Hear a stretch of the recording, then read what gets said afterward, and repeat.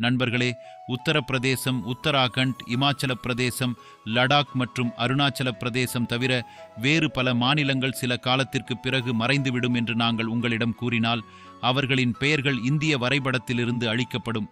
சொன்னால் நம்புவீர்களா? நண்பர்களே, நாங்கள் சொல்வது முற்றிலும் சரி. சில ஆண்டுகளுக்கு பிறகு இந்த மாநிலங்கள் அனைத்தும் இந்திய வரைபடத்திலிருந்து காணாமல் போகப் போகின்றன.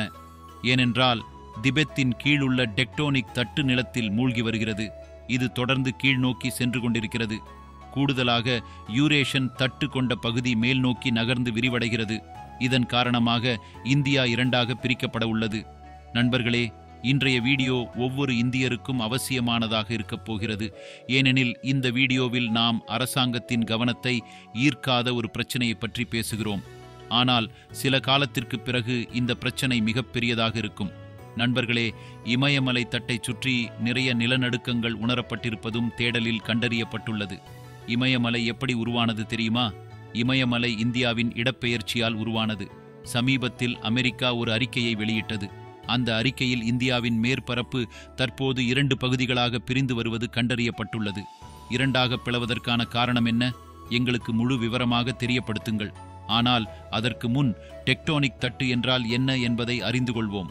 டெக்டோனிக் தட்டு எது என்று இப்போது நீங்கள் யோசித்துக் கொண்டிருப்பீர்கள். பூமியின் வெளிப்புற ஓடு டெக்டானிக் தட்டால் ஆனது. இவை பெரிய கல் மற்றும் களிமண் துண்டுகள் மற்றும் அவை ஒன்றோடொன்று இணைக்கப்பட்டுள்ளன. அவற்றுக்கு கீழே எரிமலை குழம்பு உள்ளது. லாவாவின் விளைவு மிக அதிகமாக இருக்கும்போது இதன் காரணமாக பூமியின் டெக்டோனிக் தட்டு வெடிக்கிறது. சமீபத்தில் நிலநடுக்க அலைகள் மூலம் விஞ்ஞானிகளால் ஆராய்ச்சி செய்யப்பட்டது.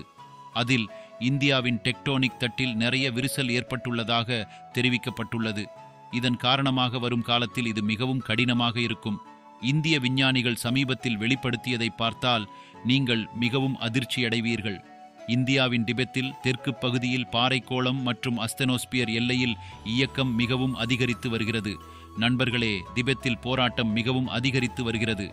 இது தவிர இந்தியாவின் பல்வேறு பகுதிகளில் டெக்டோனிக் தட்டு முறிவு காரணமாக நிறைய இயக்கம் உள்ளது. இந்தியாவின் மேற்பரப்புக்கு அடியில் உலோகம் இருப்பதால் டெக்டோனிக் தட்டு கிழக்கு திசையை நோக்கி நகர்ந்து வருவதாகவும் தெரிவிக்கப்பட்டுள்ளது. டெக்டோனிக் தட்டில் விரிசல்கள் ஒவ்வொரு ஆண்டும் அதிகரித்து வருகின்றன. அதன் விளைவு வரும் காலங்களில் காணப்படும். நண்பர்களே, நிலநடுக்கம் மற்றும் வெள்ளங்களால் இந்தியாவில் நிலைமை எவ்வளவு மோசமடைந்து வருகிறது என்பதை நீங்கள் பார்த்திருப்பீர்கள். இந்தியாவின் பல மாநிலங்களில் பூகம்பம் மற்றும் வெள்ளம் பெரும் பேரழிவை ஏற்படுத்துகின்றன. இமாச்சல பிரதேசத்தின் கீழ் பல 1000 அடி ஆழமுள்ள அகழி போன்ற நிலநடுக்கங்களால் இது போன்ற பல இடங்கள் உள்ளன. இதே போன்ற விளைவு கடந்த பருவமழையின் போது இமாச்சலத்தில் காணப்பட்டது. டெக்டோனிக் தட்டின் இடப்பெயர்வு இந்தியாவில் அதன் விளைவுகளை இன்னும் பயங்கரமாக்கும். உத்தரப்பிரதேசம், உத்தரகண்ட், இமாச்சல பிரதேசம், லடாக், ஆந்திரா தவிர பல மாநிலங்கள் இதனால் பாதிக்கப்படலாம். நண்பர்களே, இந்தியாவின் பல மாநிலங்கள் சில ஆண்டுகளுக்கு பிறகு பல சிக்கலில் சிக்கிக்கொள்ளப் போகின்றன.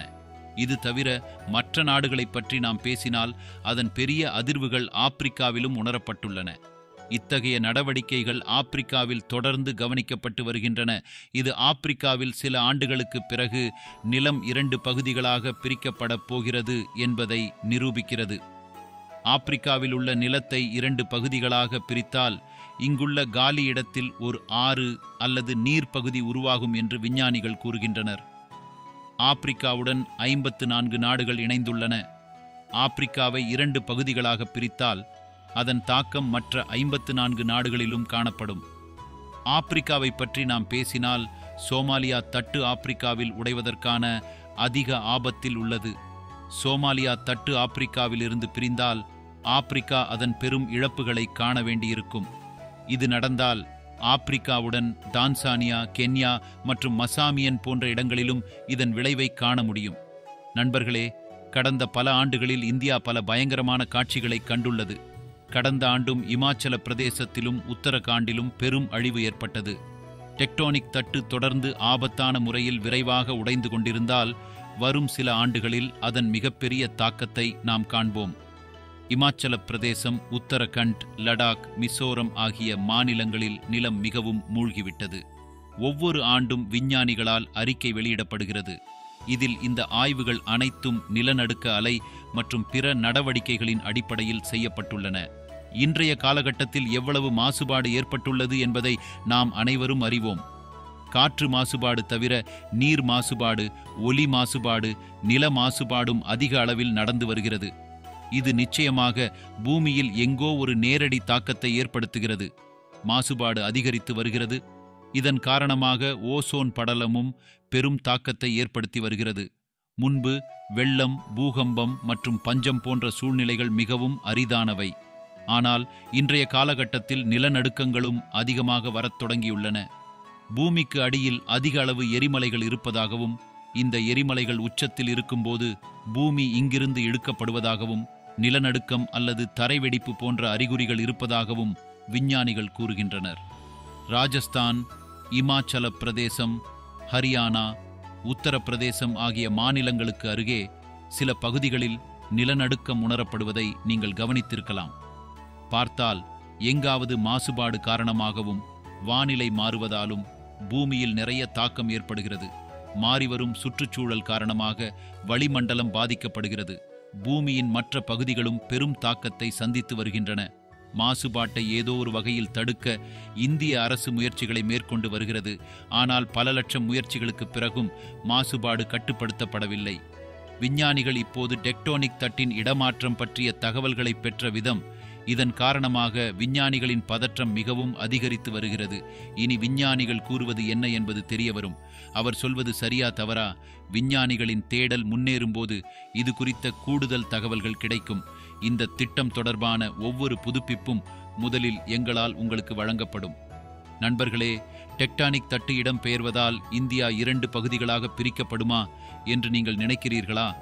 இந்தியாவை 2 துண்டுகளாக பிரித்தால் அதன் விளைவு அண்டை நாட்டிலும் காணப்படும். ஆனால் இந்த தட்டு உடைவதால் ஏற்படும் பேரழிவு முற்றிலும் பயங்கரமாக இருக்கும். இன்றைய வீடியோவில் அவ்வளவுதான். இந்த வீடியோவை நீங்கள் எப்படி விரும்புகிறீர்கள்? தயவு செய்து கருத்து பிரிவில் கருத்து தெரிவிப்பதன் மூலம் எங்களிடம் சொல்லுங்கள் மற்றும் சேனலுக்கு குழு சேரவும். இதன் மூலம் ஒவ்வொரு புதிய வீடியோவின் அறிவிப்பையும் நாங்கள் முதலில் உங்களுக்கு அடைய முடியும். இந்த வீடியோவை முடிந்தவரை பலருடன் பகிரவும். இதனால் அவர்களும் இதுபோன்ற சுவாரஸ்யமான வீடியோக்களை பற்றிய தகவல்களை பெற முடியும்.